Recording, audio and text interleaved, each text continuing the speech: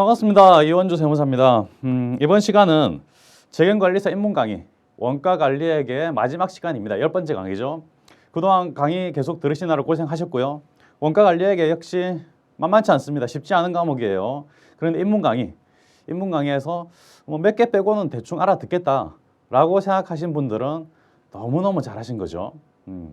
저희 입문 강의 들으시면서 저도 몇 개는 입문 강의에서는 뭐 이거는 이해 안 되더라도 본 강의 가서 이해하시면 됩니다라고 말씀드린 게 있죠. 그런 거 빼고 거의 이해되셨다면 너무너무 잘하신 겁니다. 아, 나는 원가 관리액에 재능이 있구나라고 생각하셔도 괜찮으세요. 마지막 강의 시작하겠습니다. 10번째 단기 특수 의사결정 및 원가 추정이라는 단락인데요. 단기 특수 의사결정. 단기는 이제 회계나 세법에서 단기라고 하면 대충 보통은 그냥 1년 이내다라고 생각하시면 되죠. 1년 이내니까 이게 길게는 못 봐요. 우리 인생이 그렇죠. 길게 보고 길게 계획을 세운다 하더라도 어디 길게 계획대로 되는 일이 있습니까? 저도 제가 세무사 될 줄 몰랐어요. 저도 여기 에듀윌에 와가지고 재경관리사 시험 강의할 줄은 몰랐습니다. 한 5년 전까지만 해도 몰랐어요. 어쨌든 지금 이렇게 하고 있으니까 뭐 그래도 우리는 뭐 지금 시험 문제를 풀어야 되니까 단기 특수 의사결정을 어떻게 해야 될지 그걸 한번 봐야 되는 거죠. 특수자가 들어가 가지고 왠지 모르게 어렵게 느껴집니다. 전혀 어렵지 않아요. 우리가 이때까지 봤던 종합원가니 CVP 계산이니 또 뭐 표준원가 계산이니 이런 것보다 훨씬 쉽습니다. 마지막에 어려워봤자 얼마나 어렵겠습니까? 마음 편하게 들으시기 바라고요. 원가 추정도 그리 어렵지 않습니다. 처음 나오는 게 의사결정과 관련된 뭐 원가 개념 이런 게 나오는데 한번 보신 내용들입니다. 복습한다 생각하시고 마음 편히 보시기 바랍니다. 매몰 원가는 처음에 나온 매몰 원가, 과거 원가예요. 과거에 일어난 원가고 지금 의사결정하는 데는 별로 도움이 안 되는 그런 원가죠. 옛날에 한 10년 전에 컴퓨터 100만 원 주고 샀는데 지금은 뭐 오래돼서 못 쓰게 됐다, 느려졌다. 사양이 너무 구식이 돼가지고 게임도 안 돌아가고 잘 안 된다. 새로 컴퓨터 사야 된다. 지금 새로 컴퓨터 사는데 150만 원짜리를 살까? 아니면 노트북 좀 좋은 걸로 200만 원짜리 살까? 고민해 결정하죠. 과거에 썼던 100만 원은 지금 의사결정하고는 별 상관이 없어요. 과거 거는 잊어버려야죠. 새 출발해야 되는 거죠. 새 출발하는데 100만 원, 150만 원짜리 살지 200만 원짜리 살지 그것만 결정 사항이지 옛날에 100만 원은 별로 의사결정에도 도움이 안 된다. 그게 매몰원가. 여기서 매몰원가는 100만 원인 거죠. 관련 원가는 의사결정하는데 관계가 있는 원가, 관련 있는 원가. 의사결정하는데 고려해야 되는 원가. 그런 원가 말하는 거고. 기회원가는 일종의 관련 원가의 성질이 있습니다. 기회원가는 의사결정하는데 고려를 해야 돼요. 내가 A라는 선택안, B라는 선택안, C라는 선택안 세 개 중에 하나를 골라야 되는데 A라는 선택안이 제일 마음에 든다. A를 고르자. A를 골라서 사업을 하면 나한테 100만 원의 수익이 생길 것 같다. 그런데 그럼 B와 C는 복이 되는 거죠. 복이 되는 선택안 중에 나한테 가장 효용이 큰 선택안. B를 선택했다면 90만 원 정도 벌었을 것 같다. C를 선택했다면 80만 원 정도 벌었을 것 같다. 그러면 여기서 기회비용은 기회비용 같은 말입니다. 기회원가라고도 하고 기회비용이라고 돼요. 여기서 기회원가는 90만 원인 거죠. 포기한 선택안 중에 가장 높은 효용이 있는 거. 다음에 회피 가능 원가는 말 그대로 회피 가능한 겁니다. 원가는 원가인데 지금 지출되고 있는 원가인데 회피가 가능한 거. 그게 회피 가능 원가죠. 말 그대로입니다. 딱히 이해를 하고 계신다면 딱히 읽어보실 필요도 없고 그냥 복습하실 때 이런 게 있구나 하고 넘어가시기 바랍니다. 그게 그리 뭐 부담스럽게 보실 필요 없습니다. 의사결정 방법이 나오는데요. 우리 교재 46페이지 중간쯤에 있는 거죠. 동그라미 2번 의사결정 방법. 총투자한 분석법이니 증분분석 접근법이니 차액접근법 이런 법들이 있는데 이거는 그냥 총투자한 분석법은 선택하던 모든 대안을 모든 뭐 플러스 마이너스 수익 비용 수익이 증가, 수익 감소, 비용 증가, 비용 감소 이걸 모두 다 분석하는 거예요. 증분접근법은 과거보다 얼마나 증가하는지 낮아지는 그것만 분석하는 거고요. 차액접근법은 둘 이상의 대안의 차액을 중에 차액을 분석해서 그 중에 선택하는 겁니다. 그러니까 다 읽어보실 필요도 없고요. 그냥 제목만 보고 총이니까 다 분석하는 거네. 증분 증가하고 감소하는 것만 분석하는 거네. 차액 접근법, 과거와의 차액 또는 여러 가지 대안들 중에 차액만을 분석하는 거네. 그 정도만 이해하시면 됩니다. 충분합니다. 넘어갑니다. 단기 특수 의사결정, 드디어 단기 우리 본론으로 들어갑니다. 단기 특수 의사결정, 특수한 의사를 결정한다고 해서 딱히 특수한 게 있는 게 아닙니다. 전혀 특수하지 않아요. 우리는 그냥 의사결정할 때 어떻게 할까? 지금 이 파트를 공부하고 나면 우리는 조금 더 논리적인 사고가 향상이 돼가지고 어떤 사안을 선택할 때 보다 뭔가 사안을 분석하고 나한테 이익이 되는 게 어떤 건지를 판단하는 사고력이 조금 높아집니다. 우리가 원가관리회계를 공부하는 이유가 그거예요. 굳이 원가관리회계는 실무에서 잘 쓰이진 않아요. 제조업에서 제조 파트에서 원가 회계를 담당하시는 분들은 사용을 하시는 경우가 있는데 그것도 실무에서는 우리가 지금 배우고 있는 것과는 조금 다르게 합니다. 또 회사마다 다르고 업종마다 다 달라요.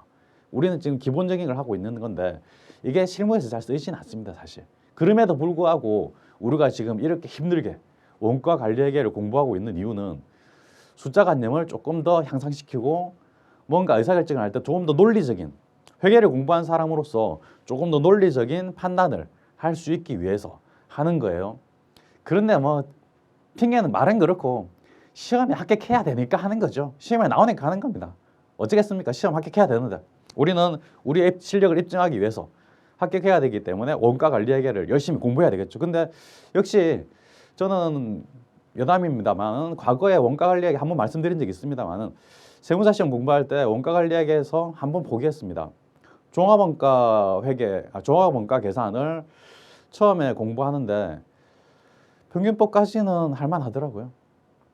선의선출법 들어가는데 못하겠다. 이거 어떻게 하냐. 앞으로 더 어려운 게 많이 나온다고 하는데 그냥 못하겠다. 한번 포기했습니다. 포기하고 나서 한 2달 지나서 다시 재도전 해가지고 두 번째 보니까 이렇구나. 내가 그때 포기하지 말고 한 번만 더 볼 걸. 한 번만 더 반복해서 더 볼 걸. 이런 후회가 되더라고요. 원가회계는 그렇습니다. 한 번 볼 때 아주 힘듭니다. 근데 여러분들 바로 본 강의로 들어가지 않고 입문 강의, 지금 이 입문 강의를 선택해서 들으신 거는 너무너무 잘하신 겁니다. 왜냐하면 웜업이 되니까 한 번 보고 본강에 가서 뭐 지금 입문 강의에서 보는 건 좀 쉬운 거 위주로 보긴 하지만 기본 개념 위주로 보긴 하지만 한 번 보고 그 다음에 본강에 들어가서 한 번 더 보는 게 되니까 훨씬 좋습니다. 훨씬 여러분들은 선택을 잘하신 거예요. 근데 10개의 강의를 듣는 것 자체가 그리 쉬운 건 아니죠. 뭐 짤막짤막한 강의입니다만은 그래도 쉬운 건 아니죠. 열심히 고생하셨습니다. 본 강의 들으시면 이 입문 강의 안 들으신 분들보다 훨씬 더 잘 적응하고 자신감 있게 할 수 있을 겁니다. 특히나 이 원가 관리회계는 재경관리사 시험에서 좀 다들 가장 힘들어하시는 부분이세요. 과거에 공부를 좀 덜 하셨고 원가 관리회계는 좀 더 어쩔 수 없이 과거에 공부를 좀 덜 하셨고 그리고 생전 처음 보는 그런 내용들이 나오기 때문에 그리고 혹시나 전산회계 1급 또는 전산세무 2급 정도 합격하고 오신 분들도 생소한 개념이 나옵니다. 그래서 좀 힘드시죠. 어쨌든 지금 이 단기 특수 의사결정이라는 파트는 어렵지 않으니까 천천히 보시기 바랍니다. 나의 판단력을 증가시켜 주겠지라는 좋은 생각으로 보시면 훨씬 부담 없이 보실 수 있을 겁니다. 봅니다.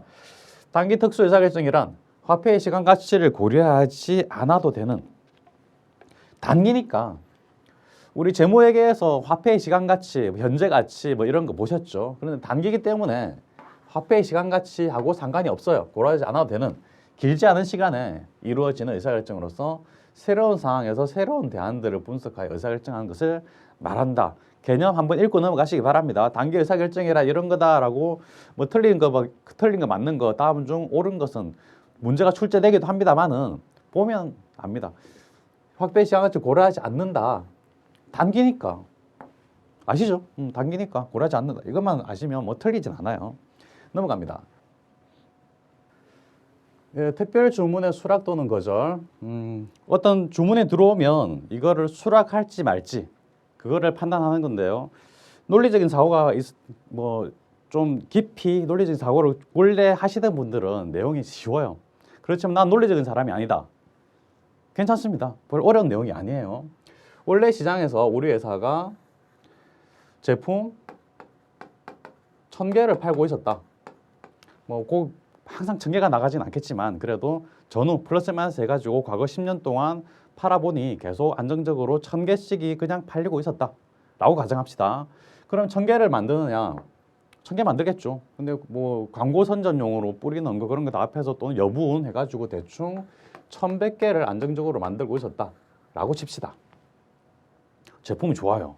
좋아가지고 어떤 다른 회사에서 보더니 연락이 옵니다. 제품 좋은데 우리 회사에서 당신네들 제품 홍보용으로 쓰고 싶습니다. 500개만 만들 수 있나요? 500개. 주문이 들어옵니다. 뜬금없이 10년 만에 처음으로 주문이 들어옵니다. 주문 들어오면 보통은 원래 가격보다는 조금 한 10% 정도 싸게 줄 수 없냐고, 대량 주문할 때는 싸게 줄 수 없냐고 또 주문하죠. 주문하면 우리 회사 사장님이 열심히 고민을 하죠. 기존에 1000개 정도 팔렸고 1100개 만들었는데 500개 주문이 특별 주문이 들어왔다. 새로 주문이 들어왔다.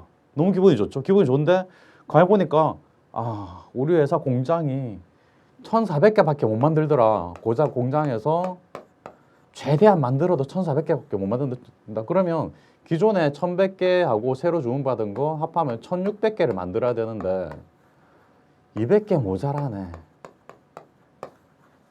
우리 사장님은 갈등하십니다. 어떻게 해야 되나? 안정적으로 그냥 기존에 팔던 그대로 팔까? 아니면 특별히 500개를 주문을 더 받아가지고 기존에 200개를 덜 팔아야 되나? 라고 고민하시죠. 여기서는 이제 우리가 계산해서 볼 거는 회계적인 부분만 봅니다. 회계적으로 이걸 수락할지 말지, 회계적으로 이익이 되는지 안 되는지 그것만 보는 거예요. 근데 실제로 판단할 때는 사장님이 본인의 선호 또는 도의적인 또는 뭐 친분이 있는 그런 쪽으로 가겠죠. 하지만 우리는 회계 담당자가 하는 일을 지금 배우고 있는 겁니다. 회계에서는 숫자적인 것만 보는 거죠. 숫자적으로 기존의 고객을 조금 버리고 새로운 고객 특별 주문을 받아서 팔면 이게 회사 입장에서 얼마나 이익이 되는지, 숫자적으로 얼마나 이익이 되는지, 금전적으로 얼마나 이익이 되는지 그것만 보는 거예요. 근데 현실은 좀 다르죠. 현실은 기존의 충성 고객을 계속 유지시켜야 되는 그런 부분도 있고, 갑자기 뜬금없이 한번 주문하고 꾸준히 주문해 올 게 아니면 보통은 거절하는 게 맞긴 합니다만은 그런 건 다 배제하고 우리는 지금은 숫자만 보는 거예요. 회계적으로 이익이 되면 오케이, 이익이 안 되면 노 하는 겁니다. 그래서 이때는 기존 시장 가격보다 낮은 판매 가격의 특별 주문을 수락할지 거절할지, 이거 증문접근법을 이용해서 푸는 건데요. 증문접근법이라는 거는 수익이 얼마나 늘어나는지, 비용이 얼마나 늘어나는지 비교해가지고 수익이 더 늘어나면 오케이 하는 거죠. 수락. 정분 수익, 정분 비용 비교해서 0보다 작다, 비용이 더 크다 라는 거죠. 그러면 거절하는 거죠. 당연한 이야기입니다. 숫자적인 것만 보면 당연한 이야기예요. 이론적인 거 이렇게 보시고 나중에 계산 문제 풀어보시면 별거 아니네 라는 느낌 받으실 겁니다.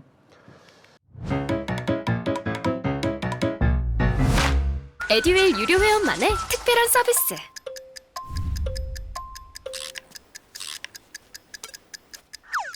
하치하차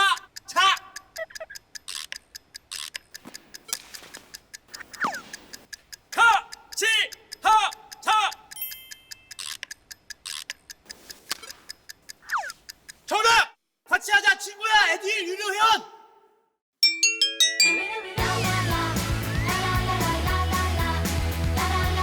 친구 소개하고 현금 받는 혜택. 오직 에듀윌 유료 회원에게만. 에듀윌. 다음 페이지 살짝 넘겨보시면 자가 제조할지 외부 구입할지 이런 내용이 또 나옵니다. 자가 제조할지 외부 구입할지, 우리 회사에서 만들고 있었던 그래서 우리 회사에 만들어 가지고 자체적으로 사용하던 그런 뭐 원자재라든지 또는 뭐 부품이라든지 이런 거를 만들고 있었는데 외부에서 연락이 옵니다. 조금 싸게 우리가 만들어 드릴 테니까 자체 제작하지 말고 우리한테 납품 받으세요. 그러면 이제 우리 사장님도 고민하시죠. 우리 회사에서 이거 만드는데 얼마 정도 들었는데, 우리 회사에서 만드는데 한 100원 정도 들었는데, 이 그 부품 100원 정도 들었는데 외부에서 90원에 팔아드릴 테니까 우리 회사는 전문적으로 이거만 만드니까 대량 생산하니까 싸게 납품할 수 있습니다. 납품할 테니까 뭐 당신네도 회사에서 100원 들어서 만들지 말고 우리 회사에서 저렴하게 납품 받아서 사용하십시오. 라고 요청이 제안이 들어오죠. 들어오면 사장님 고민합니다.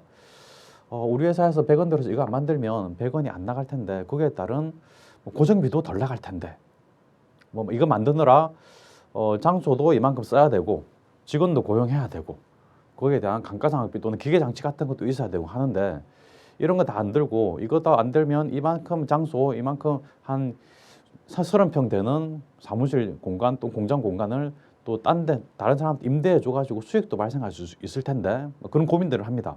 플러스마이너스 고민해가지고 결정하시겠죠. 그런 결정을 우리가 도와드리는 겁니다. 회계 담당자는 도와드리는 거예요. 역시 다른 거 생각하지 말고 우리는 회계 담당자가 하는 일을 보는 거니까 수치적으로만 회계적으로만 플러스 되는지 마이너스 되는지 그것만 보는 거예요. 뭐 다른 사장님의 인간관계 이런 건 우리 모르는 거죠.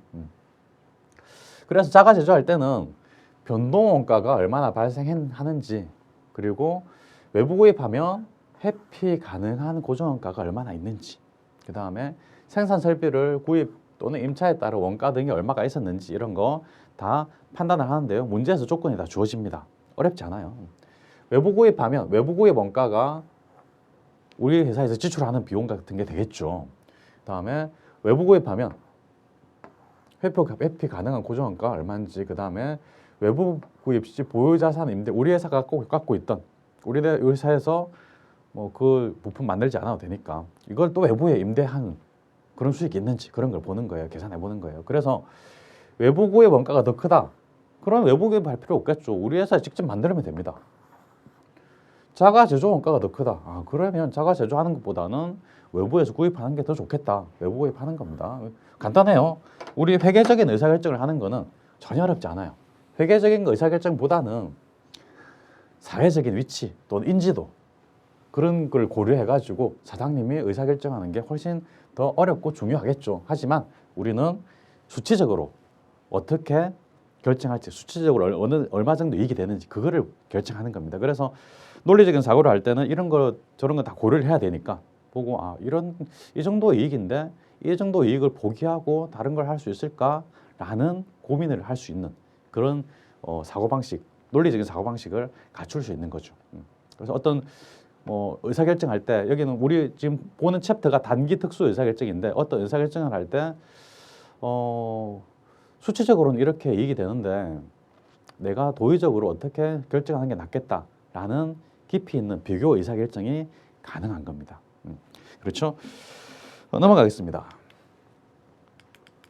특별주문 의사결정, 자가제조, 즉시 판매 또는 추가 가공 여부 결정. 이게 47페이지 중간 조금 위에 동그라미 4번에 있는 내용입니다. A라는 제품 있고 B라는 제품 두 개를 만든다고 칩시다. 연산품 기억이 나실지 모르겠는데요. 결합 원가, 연산품, 결합 제품 하나의 공정에서 A, B라는 두 개의 제품이 생산되는데 A를 바로 팔면 개당 1,000원을 받을 수 있다 치고 B를 바로 팔면 1,500원을 받을 수 있습니다. 그런데 가만히 생각해 보니까 A를 추가 가공할 수 있다라는 거죠. 추가 가공해서 팔면 하나에 2,000원에 팔 수 있다라는 판단을 합니다. 그러면 추가 가공할지 말지를 결정해야 되겠죠. 추가 가공비가 들 거예요. 일종의 비용, 원가가 나갑니다. 이 비용 원가와 판매 가격을 비교해서 우리 회사에 이익이 되는지 손해인지 그걸 보는 거예요. 이게 추가 가공 원가, 추가 가공 여부를 결정하는 건데요. 이게 가장 쉬워요. 사실 문제를 풀어보다 보면 이게 가장 쉬워요. 결합 제품의 경우 분리되는 시점에서 바로 판매할지 추가 가공하여 보다 더 높은 가격에 판매할지 의사결정하는 경우가 있는데 정분접근법을 이용합니다. 뭐 정분접근법인지 무슨 법 이게 지금 중요하진 않습니다. 그냥 어떤 걸 고려할지 그것만 보면 문제 보고 어떤 걸 고려해야 된다. 난 거 그냥 문제를 잘 읽으면 되는 거예요. 그래서 정분 수익이 더 크면 가공하는 거고 수익이 더 크니까 가공하는 거고 비용이 더 크다. 수익 빼기 비용이 크니까 0보다 작다. 비용이 더 크다. 그러면 추가 가공 안 하면 됩니다. 쉬워요. 그냥 이론을 보는 거기 때문에 마음 편하게 보시는데 실제로 문제 풀어보시면 우리가 지금 원가 관리에게 했던 것 중에 가장 쉽구나라는 느낌이 들 거예요. 마지막 시간이라. 그리고 이 특수의사결정 파트가 저 관리회계 쪽에 저 뒤쪽에 나와요. 그럼에도 불구하고 쉽습니다. 관리회계 별거 아니에요. 그러니까 넘어가겠습니다. 원가 추정입니다. 원가 추정도 처음 보실 때는 역시 원가 관리회계 역시 관리 파트에 속하는 회계이기 때문에 처음 보실 때는 조금 헷갈릴 수가 있는데 역시 처음 볼 때하고 두 번째 볼 때하고 차이가 엄청나게 큽니다. 두 번째, 세 번째, 네 번째 볼 때 급격하게 쉬워져요. 그러니까 부담 없이 보시기 바랍니다. 원가 추정, 원가를 그냥 추정하는 거예요.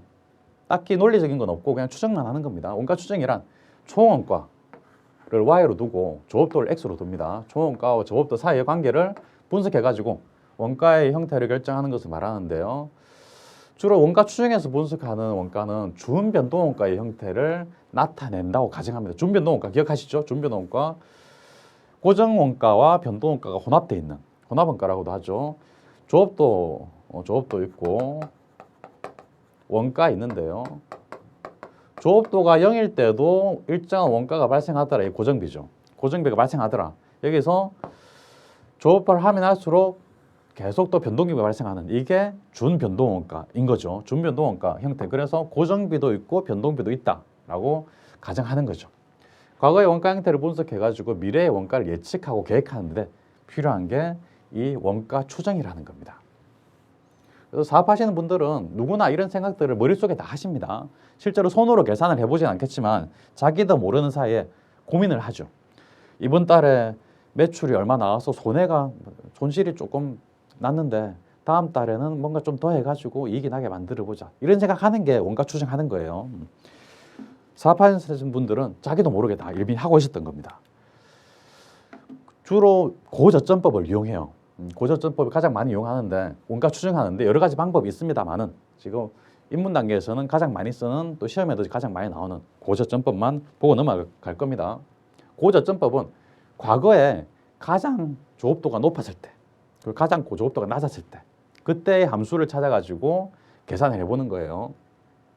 최고조업도와 최저조업도의 원가 자료를 표본을 삼아서 추정하는 거예요. 뭐 그렇게 논리적인 건 아닙니다. 논리적인 건 아닙니다. 이게 최고로 잘 됐을 때는 뭔가 좀 이상한 일들이 이벤트가 있었던 거죠. 아주 너무 안 됐을 때는 그것도 또 뭔가 좀 이상한 외부 환경이 있었던 겁니다. 그런데 그걸 기준으로 계획을 하는 거니까 추정하는 거니까 그렇게 논리적이진 않지만 그래도 계산해 본다는 게 의미가 있는 거죠. 계산이 간편해요. 간편하고 객관적이라는 장점이 있지만 최고조업도와 최저조업도만을 사용해서 계산하므로 표본이 모든 원가 자료를 대표할 수 없다는 단점이 있다. 금방 제가 말씀드린 거죠.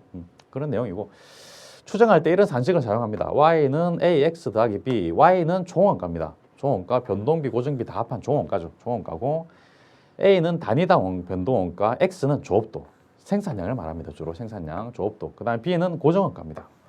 그래서 주로 고정원가는 혼자 다니고 변동원가는 조업도와 같이 다니게 되죠. 이해되시죠? 조업도, 변동원가는 조업도가 크면 많이 발생하고 조업도가 적으면 적게 발생하고 변동원가는 조업도랑 상관없이 only my way입니다. 그냥 항상 발생하죠. 조업을 많이 하든 적게 하든 일을 안 해도 고정비는 발생합니다. 그래서 고정비는 항상 끝에 혼자 다니고 변동비는 조업도 X와 같이 다니더라. 그래서 Y, 총원가, Y는 AX 더하기 B, A는 단위당 변동원가, B는 총 고정원가 이렇게 되는 거죠. 이 산식만 잘 기억하시면 문제 푸는 데는 전혀 어렵지 않습니다. 좀 이따가 문제 풀어보실 거고요. 다음 페이지 넘어가겠습니다. 예산입니다. 예산은 예산을 짜는 이런 방식이 있다는 겁니다. 그냥 이론적으로만 보시고 여기는 계산 문제로는 출제가 거의 안 되니까 이론적으로 한번 보시기 바랍니다. 예산, 종합예산, 부분예산, 정분예산, 원점 기준예산 이런 게 있는데요. 읽고 넘어가겠습니다. 종합예산은 모든 예산을 종합해서 보는 겁니다. 그래서 종합예산인 거죠. 종합예산이란 기업 전체의 판매예산, 전체입니다. 전체 판매예산, 제조예산, 구매예산 등 기업의 모든 부분의 활동을 총괄하는 예산을 말한다. 종합예산을 수립할 때는 각 부서의 관계를 고려해야 한다고. 왜? 종합이니까 모든 부서, 모든 팀, 모든 상황에서 예산을 다 고려해야 되니까 그래서 종합예산인 거죠. 그래서 모든 또는 기업 전체 이런 말이 나오면 종합예산인 거죠. 부분예산은 말 그대로 일정 부분입니다. 부분예산이란 판매 부분, 제조 부분, 부문이나 부분 같은 말이라고 보시면 돼요. 부문, 부분 비슷한 같은 말이라고 보시면 됩니다. 여러 부문, 기업 각 부문에 대한 예산을 말한다. 그래서 두 개는 확실히 구분이 되시죠. 종합 예산은 모든 기업 전체 이런 말이 나오면 종합 예산이고 부문 예산은 부문이니까 부문이 나옵니다. 각 부문, 그럼 부문 예산인 거죠. 증분 예산은 전년도하고 비교합니다. 전년도 비교해서 올해는 전년도 대비 몇 프로 증가 이런 식으로 나오는 거죠. 증분이니까 얼마나 증가했는지. 증분 예산이란 전년도 또는 전기를 기준으로 전기 대비 일정한 증가율을 고려해서 수립하는 게 증분 예산. 그 다음에 원점 기준 예산은 처음부터 새로 시작합니다. 딱 제로 베이스, 원점에서 모든 걸 다 새로 검토해요. 그래서 원점 기준 예산이란 전체적으로 예산을 새로 수립하는 것을 말하는 게 원점 기준 예산이다. 그냥 개념상으로만 구분하시면 됩니다. 어렵지 않죠? 구분할 수 있겠죠? 오케이, 넘어갑니다.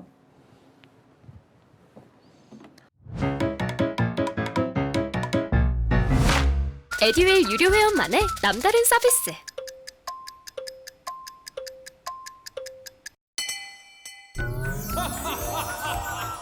합격!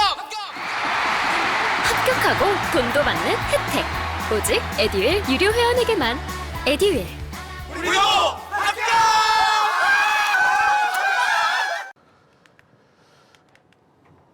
문제를 풀어보겠습니다. 428페이지 중간에 문제 1번, 계산 사례 문제 1번. 천천히 보죠. 2000X1년 예산 공헌이익 계산서는 다음과 같다. 공헌이익 계산서가 뭐 이렇게 아래쪽에 있습니다. 매출액 빼기 변동비 하면 공헌이익이 나오죠. 매출액 2만 원 빼기 12,000 하니까 8,000원 공헌이익이 나오고 거기다가 고정원가 3,000원 빼니까 5,000원 영업이익이 나오더라. 공헌이익 계산서죠. 다음과 같다. 연간 최대 생산 능력은 1,000단위, 최대 1,000단위 생산할 수 있다고 해요. 그런데 신규 고객이 2000X1년 초에 단위당 30원에 5,000단위를 구입하겠다고 지겠다. 아, 특별 주문이 들어왔네요. 이때 주문을 수락할지 말지 또 생각해야 되는데 수락할지 말지 결정하려면 이 주문을 수락하면 어떤 이익이 생기는지 계산할 수 있어야 되겠죠. 수락할 경우 영업이익에 미치는 영향을 구해보라고 합니다. 500단위가 30원에 주문이 들어왔어요. 하나당 30원. 그러면 지금 몇 개가 팔리고 있는지 알아야 되겠죠. 전체 매출액이 2만 원입니다.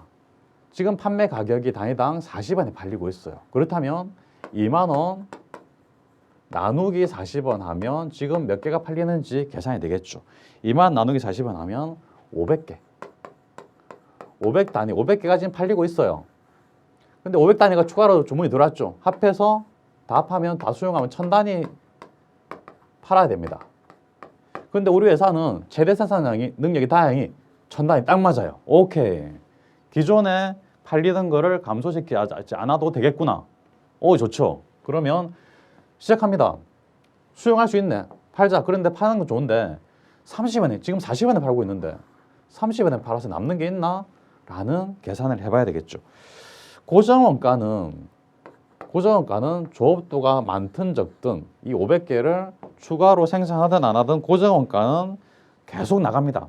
변하지 않아요. 여기 고정원가가 변한다는 조건은 없죠. 그러니까 변동원가만 신경 쓰면 됩니다. 변동원가는 단위당 얼마가 들까? 지금 500개 생산하는데 12,000원 들었습니다. 12,000원 나누기 500개 하면 단위당 변동원가가 얼마가 나올까요? 12,000 나누기 500개 하면 24원 나오네요. 24원. 아, 그러면 단위당 30원에 사겠다고 팔아달라고 하니까 30원, 단위당 30원 이익인데 변동비는 24원밖에 안 들더라. 거기다가 뭐 고정비 변하는 게 없으니까 곱하기 500개 해주면 얼마인가요? 30 빼기 24 곱하기 500개 하면 30 빼기 24 하면 6이네. 6 곱하기 500개 하면 3,000원. 아, 3,000원 이익이네. 그러면 수락 안 할 이유가 없죠. 오케이. 수락합니다. 그래서 수락할 경우 영업이익에 미치는 영향은 3,000원 영업이익이 증가한다는 거죠. 할 수 있으시겠죠? 그리 어렵지 않으시죠? 오케이. 넘어가겠습니다. 근데 이거 실제로는 이게 그 시장에서 40원에 팔리는데 30원에 팔아라. 이러면 또 시장 가격을 좀 고려해 봐야 되니까 실제로는 다른 생각 좀 다르게 결정할 수도 있습니다만은 다른 생각을 하지 마시고요. 생각이 깊으신 분들은 공부하면서도 다른 생각을 합니다. 이거 그래도 시장 가격이 있는데 이거 싸게 팔아도 되나? 그런 생각을 우리 지금 안 하는 겁니다. 지금은 숫자로만 판단하는 겁니다. 숫자로만. 넘어갑니다. 두 번째 문제입니다. 48페이지 아래쪽에 회사는 건물의 수선에 필요한 소모품을 자체 생산하고 있다. 소모품을 자체 생산하고 있어요. 현재 필요한 수량은 월 20단위. 소모품이 20개가 필요한 거예요. 단위당 생산 변동원가가 100원이고 고정원가는 월 1,200원. 이 소모품을 외부에서 구입하는 경우 회사의 생산 설비를 월 400원에 임대할 수 있다. 임대한다는 말은 빌려주고 돈 받는다는 거죠. 이게 수익이 증가하는 겁니다. 수익 증가. 외부에서 구입하면 월 고정원가는 80% 수준으로 감소. 원가가 감소한다. 고정원가가 지금 월 1,200원 들고 있는데 1,200원에서 80%가 감소한다는 게 아니고요. 80% 수준으로 감소한다는 겁니다. 그래서 1,200원에 80% 되면 1,200원 곱하기 0.8 해보면 이게 960원으로 감소한다는 거예요. 외부에서 구입하면 1,200원 고정비 들었는데 이게 960원으로 고정비도 감소한다는 거죠. 이 소모품을 외부에서 구입할 때 지급할 수 있는 단위당 최대 금액을 구하라고 합니다. 그러면 외부에서 구입할 때 우리한테 이익이 되는 거, 비용을 줄인다든지 또는 뭐 수익이 늘어난다든지 그런 걸 다 계산해 봐가지고 이 최대 지불할 수 있는 최대 금액을 구하면 되겠죠. 그러면 봅시다. 우리 회사에서 생산하지 않는 경우에 변동비 100원이 덜 들겠죠. 변동비는 이 20개 생산할 때마다 계속 단위당 드는 거니까 그럼 20개 곱하기 변동비 100원을 아낄 수 있습니다. 그러면 2,000원이죠. 2,000원 아낄 수 있고 그리고 아까 파악한 거 생산 설비를 400원에 임대할 수 있어요. 400원 수익이 증가합니다. 비용 감소고 2,000원은 비용 감소, 수익 증가. 어쨌든 우리 회사에 플러스 되는 거죠. 그 다음에 월 고정원가는 1,200원에서 960원으로 낮아져요.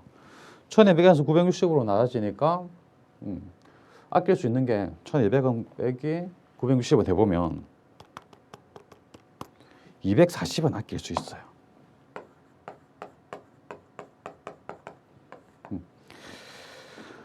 그러면 다 합해보면 2,000원, 400원, 2,240원, 2,640원을 아끼거나 뭐 수익이 생기거나 그럴 수 있는 거죠. 그렇죠. 총 아낄 수 있는 게 이 20개를 우리 회사에서 생산하지 않을 때 아낄 수 있는 게 2,640원입니다. 그러면 20개를 외부에서 구입해야 되니까 단위당 최대 금액을 구하라고 했습니다. 전체 최대 금액은 2,640원 아낄 수 있으면 오케이 할 수 있는데 단위당이니까 나누기 20 해줘야 되겠죠. 나누기 20원. 20개 해주면 2,640 나누기 20 하면 132원. 단위당 132원에 사온다. 그러면 오케이 한다는 겁니다. 외부에서 구입하는 걸 오케이 한다는 겁니다. 하나하나 항목별로만 추려서 우리 회사에 도움되는지 안 되는지 그것만 보면 되니까 항목이 많지도 않습니다. 할 수 있겠죠. 오케이. 넘어갑니다. 다음 페이지 문제 3번입니다. 회사는 73,500원에 구입한 원재료 A를 보유하고 있으나 현재 제품 생산에 사용할 수 없으므로 원재료 A에 대해 다음 두 가지 대안을 고려하고 있어요. 대안 2를 선택하는 경우 대안 1에 비해 증감하는 이익을 계산해 보려고 합니다. 대안 1이 있고 대안 2가 있어요. 대안 1은 원재료 A를 그대로 외부에 판매한다. 그대로 판매하면 45,600원에 판매할 수 있어요. 아깝네. 이게 73,500원짜리로 구입했는데 우리 회사에서 쓸 수가 없어요. 쓸 수가 없으면 어쩔 수 없죠. 뭐 팔든지 뭐 우리 당근마켓에서 많이 팔죠. 저도 많이 팔아봤는데 재밌더라고요. 어쨌든 우리한테 지금 도움이 안 되니까 중고로 팔면 좀 싸게 판다. 그다음 대안 2는 원재료 A에 6,600원의 다른 원재료를 혼합해가지고 원재료 B로 변환시킨 후 외부에 58,100원에 판다. 그러면 대한2는 58,100원에 팔긴 하는데 비용이 6,600원이 듭니다. 그럼 순수하게 우리 회사에 이익이 되는 거는 58,100원 빼기 6,600원 하면 51,500원이 남아요. 대한원 그대로 팔면은 45,600원밖에 못 받아요. 근데 6,600원 더해서 팔면 58,100원을 받아서 6,600원 빼도 51,500원이 남아요. 그러면 이익이 더 높네? 그럼 대한투가 더 낫겠네요. 얼마 더 나은가? 51,500원에서 45,600원을 빼주면 합니다. 빼면 5,900원이 더 이익인 거죠. 그래서 대한투로 선택하는 경우에는 증감하는 이익이 5,900원이 더 높아진다. 그러면 뭐 6,600원 들여서 재료 비율을 만들어서 팔아야 되겠죠. 넘어갑니다. 문제 4번입니다. 문제 4번은 고저점법이에요. 최고점과 최저점을 구해가지고 y는 ax 더하기 b라는 산식으로 푸는 거죠. 보겠습니다. 회사 작업 부서의 월별 직접 노무 시간과 경비에 대한 기록이 다음과 같다. 7월의 직접 노무 시간은 200시간으로 예상이 돼요. 고저점법을 이용하여 7월의 경비를 추정하면 얼마인가 물어봤습니다. 고저점법은 고점하고 저점을 찾아서 산식에다가 넣어서 비교하는 겁니다. 고점하고 저점이 뭐냐?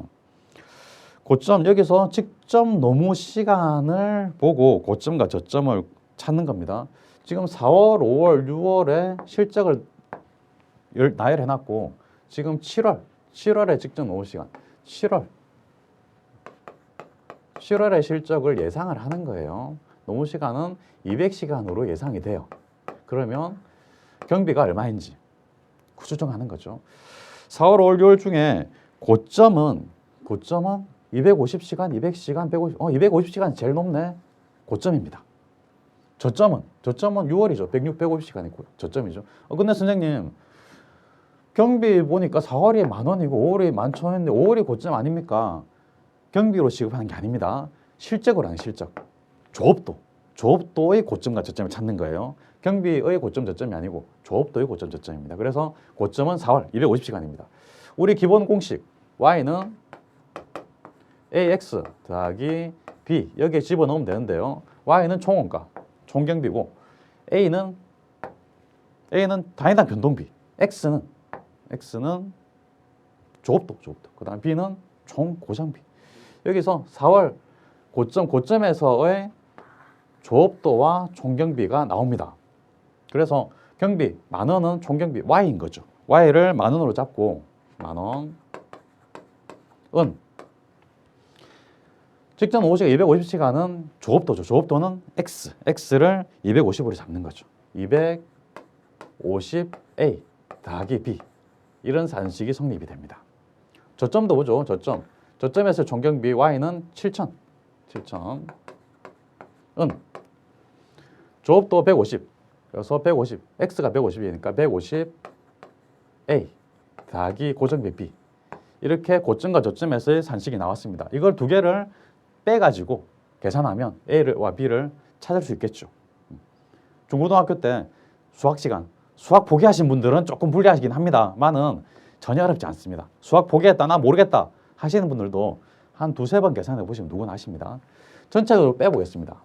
위의 산식에서 밑에 산식을 차감합니다. 차감하면 똑같은 b는 똑같으니까 차감해서 없어집니다. 없어지고 10,000에서 7,000 빼니까 3,000은 250a 빼기 150a니까 100a죠. 100a. 250 빼기 150 하니까 100a.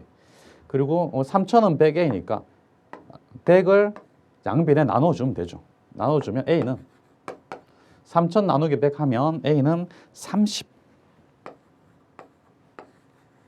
a를 구했습니다. 단위당 변동비 a를 구했죠. a를 구했으니까 이 a를 위에 산식에 넣든 밑에 산식에 넣든 어디라도 넣어도 똑같은 값으로 b가 계산이 됩니다. 위에 산식에 넣어 보겠습니다. 10,000은 250 곱하기 30 더하기 b인 거죠. 그럼 b를 구할 수 있겠죠. b는 250 곱하기 30 하면 250 곱하기 30 하면 7,500이 나옵니다. 만 빼기 7,500, 7,500 넘어서 마이너스가 되니까 만 빼기 7,500 하면 B는 2,500으로 계산이 돼요.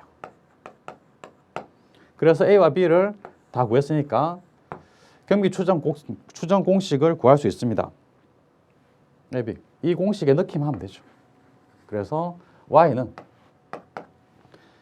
A는 30x 더하기 B 2,500 이런 공식을 만들 수 있죠. 원가 뭐 함수라고 하는데 공식 만들었습니다. 그러면 7월의 경비를 추정해야 되니까 7월의 경비 측정 노후시간 조업도 X가 200시간이라는 거죠.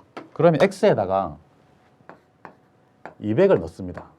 200 넣으면 Y 총원가가 구해지는 거죠. 30 곱하기 200 더하기 2,500 하는 거죠. 30 곱하기 200 더하기 2,500 하면 30 곱하기 200 곱하기 2,500 하면 죄송합니다. 30 곱하기 200 더하기 2,500 하면 8,500 나와요. 8,500. 그래서 7월에 200시간으로 직접 노후시간이 예상되는데 그럼 200시간일 때 경비 추정액은 8,500원으로 추정할 수 있다는 거죠. 이런 식으로 계산하면 되는데 역시 처음 볼 때는 사실 좀 쉽지는 않습니다만은 이것도 아까 말씀드렸듯이 두 번째, 세 번째 볼 때 급격하게 쉬워집니다. 그러니까 한번 도전해 보시고요. 인문 강의는 이걸로 마치고요. 뒤에 역시 기초 개념 OX 있는데 반드시 한번 읽어보시기 바랍니다. 문장 10개밖에 안 돼요. 10개밖에 안 되니까 다 보시는데 문장 10개 다 보시는데 길어봤자 5분입니다. 그러니까 한번 보시고 계산 문제는 반드시 손으로 연습장에 풀어보시고요. 이걸로 재경관리사 인문 강의 원가 관리회계를 마치겠습니다. 다른 과목 재무회계 인문 강의도 있고 세무회계 인문 강의도 있으니까 한번 가볍게 들어보시고요. 그리고 본 강의에서 또 뵙겠습니다. 수고하셨습니다.